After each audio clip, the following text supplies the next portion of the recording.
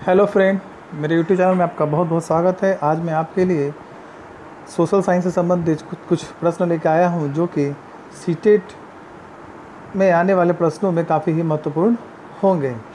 तो आज का सबसे पहला प्रश्न है कि bullion was flowing out of Rome to India के लेखक निम्नलिखित में से कौन है। तो इस प्रश्न का सही उत्तर होगा उत्तर नंबर 2, प्लिनी।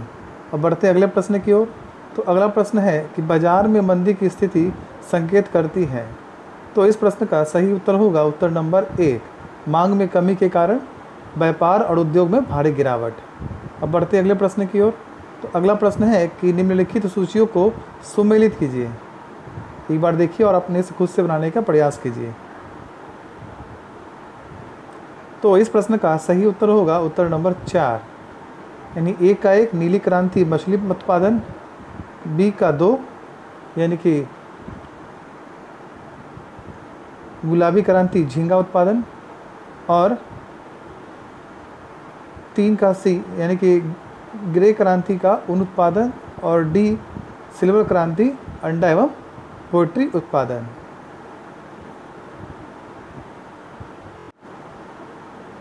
अब अगला प्रश्न है कि लोकप्रिय नाना साहेब को किस नाम से जाना जाता है। तो इस प्रश्न का सही उत्तर होगा उत्तर नंबर 3, बालाजी बाजीराव। अब अगला प्रश्न है कि निम्नलिखित में से कौन सा अनाज प्राचीन काल के लोगों द्वारा उगाया जाता था। तो इस प्रश्न का सही उत्तर होगा उत्तर नंबर 2, गेहूं और जौ। बढ़ते अगले प्रश्न की ओर। तो अगला प्रश्न है कि एक मनुष्य द्वारा भूमि पर लगाया गया दबाव सबसे अधिक होता है जब वह। इस प्रश्न का सही उत्तर होगा उत्तर नंबर 2, पैर की एक उंगली पर खड़ा होता है। अब बढ़ते अगले प्रश्न की ओर। तो अगला प्रश्न है कि हड़प्पा सभ्यता के निचले शहर में सड़कें और गलियां थी। तो इस प्रश्न का सही उत्तर होगा उत्तर नंबर 4, ग्रिड पैटर्न के। अब बढ़ते हैं अगले प्रश्न की ओर। तो अगला प्रश्न है कि निम्नलिखित में से किसने श्री नारायण धर्म परिपालन योगम का गठन किया था। तो इस प्रश्न का आंसर होगा आंसर नंबर 2, श्री नारायण गुरु ने। अब अगले प्रश्न की ओर बढ़ते हैं। तो अगला प्रश्न है कि भारत की वह जनजाति जिसकी संस्कृति को संरक्षित करने के उद्देश्य से उच्चतम न्यायालय ने उनके जनजाति संरक्षित क्षेत्र में किसी भी प्रकार की पर्यटन गतिविधि पर रोक लगाने का निर्णय दिया है। इस प्रश्न का सही उत्तर होगा उत्तर नंबर 1, जारबा। अब बढ़ते हैं अगले प्रश्न की ओर। तो अगला प्रश्न है कि किस भाषा में साहित्यिक पाठ लीला तिलकम को लिखा गया है। तो इस प्रश्न का सही उत्तर होगा उत्तर नंबर 3, मणि प्रवालम। अब बढ़ते हैं अगले प्रश्न की ओर। तो अगला प्रश्न है कि राजा खारवेल का नाम किस लेख के साथ जुड़ा है। तो इस प्रश्न का सही उत्तर होगा उत्तर नंबर 3, हाथी गुफा लेख। अब बढ़ते हैं अगले प्रश्न की ओर। तो अगला प्रश्न है कि खजुराहो मंदिर स्थापत्य के निर्माण में सहयोगी कौन थे। तो इस प्रश्न का सही उत्तर होगा उत्तर नंबर 1, चंदेल। अब बढ़ते अगले प्रश्न की ओर। अगला प्रश्न है कि विजयनगर के राजा कृष्णदेव राय ने गोलकुंडा का युद्ध किस राजा के साथ लड़ा था। तो इस प्रश्न का सही उत्तर होगा उत्तर नंबर 1, कुली कुतुब शाह। अब बढ़ते अगले प्रश्न की ओर। तो अगला प्रश्न है कि औरंगजेब द्वारा चलाए जिहाद का अर्थ क्या है। तो इस प्रश्न का सही उत्तर होगा उत्तर नंबर 3, होली बार। अब बढ़ते हैं अगले प्रश्न की ओर। तो अगला प्रश्न है कि रानी पद्मिनी का नाम अलाउद्दीन खिलजी के चित्तौर राजा से जोड़ा जाता है, उनके पति का नाम क्या था। तो इस प्रश्न का सही उत्तर होगा उत्तर नंबर 3, राजा रतन सिंह। अब बढ़ते हैं अगले प्रश्न की ओर। तो अगला प्रश्न है सामाजिक अध्ययन के अंतर्गत पाठ्यक्रम निर्माण के सिद्धांत हैं। तो इस प्रश्न का सही उत्तर होगा उत्तर नंबर 4, उपरोक्त सभी। यानी कि पहला है कि उद्देश्यों का दृष्टिगत रखने का सिद्धांत, दूसरा है छात्रों की मानसिक आवश्यकताओं को दृष्टिगत रखने का सिद्धांत, और तीसरा है एकीकरण का सिद्धांत। अब बढ़ते हैं अगले प्रश्न की ओर। तो अगला प्रश्न है कि योजना पद्धति के निर्माण का आधार है।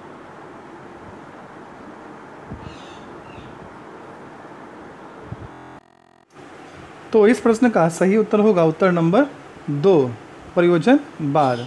अब बढ़ते हैं अगले प्रश्न की ओर। तो अगला प्रश्न है कि सामाजिक विज्ञान शिक्षण की कौन सी विधि प्रारंभिक कक्षाओं के लिए सर्वश्रेष्ठ मानी जाती है? तो इस प्रश्न का सही उत्तर होगा उत्तर नंबर 3, कहानी विधि। अब बढ़ते हैं अगले प्रश्न की ओर। अगला प्रश्न है कि सामाजिक अध्ययन का संबंध मानव एवं उसके भौतिक एवं सामाजिक पर्यावरण के बीच चल रही अंतःक्रिया से है, यह मानवीय संबंधों से संबंध है। तो इस प्रश्न का सही उत्तर होगा उत्तर नंबर 1, जॉन ओमाइस केलिस। अगला प्रश्न है कि मूल्यांकन के द्वारा जांच की जा सकती है। तो इस प्रश्न का सही उत्तर होगा उत्तर नंबर 4, उपरोक्त सभी। छात्रों की शैक्षिक उपलब्धियों की, दूसरा है छात्रों की रुचियों की व अभिवृत्ति की, और तीसरा है छात्रों के शारीरिक, मानसिक और नैतिक व सामाजिक गुणों की। अब बढ़ते अगले प्रश्न की ओर।